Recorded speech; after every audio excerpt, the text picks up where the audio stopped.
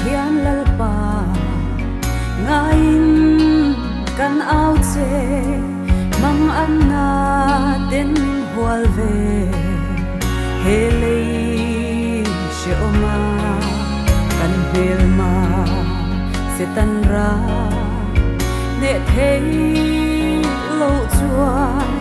khi na thim waya milian ne mi te min ko o chu rang ka chak mon ro pui ta ka chua lal mun ne ma chuan kan mi tui a shul langa i suat chin chia na nei tu ta song su o cha tua nin beram no fakin kan zai to ang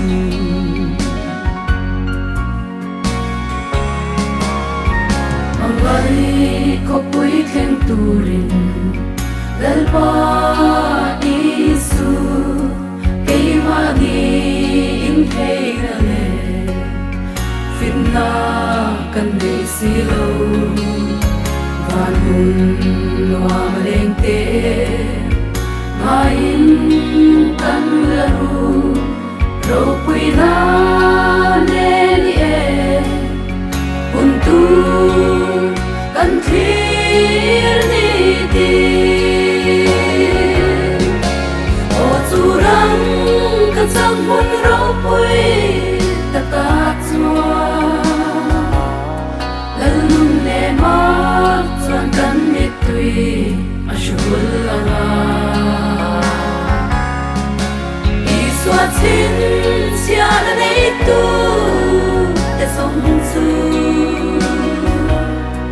o za tua lin le ram no fakin kan zai to ang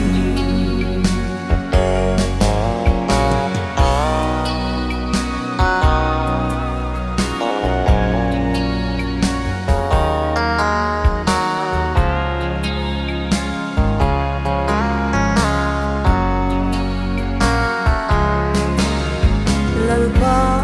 hun min buat sai chu rinin kan thil thi i cha tuan ram then zo lo sang tâm an om si lalpa min puila iram hoi panin lung du kal masa ene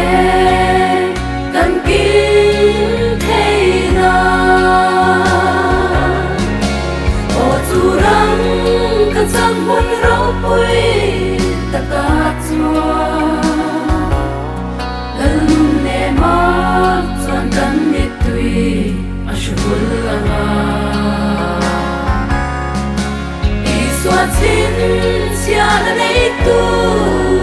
te song su o cha tua lin le ram no fakin kan zai to ang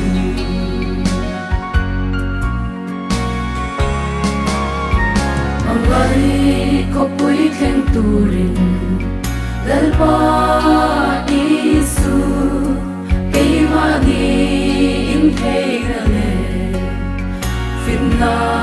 kan de silo vanun wa maleng te ngain kan laru ro pui na ne ni e untu kan thir ni ti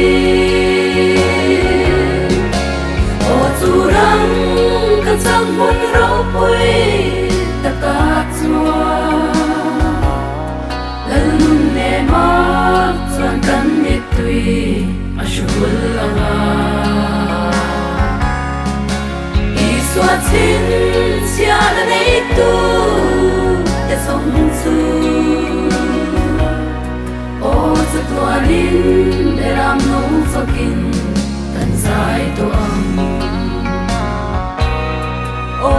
tua nín bê ram nấu phá kinh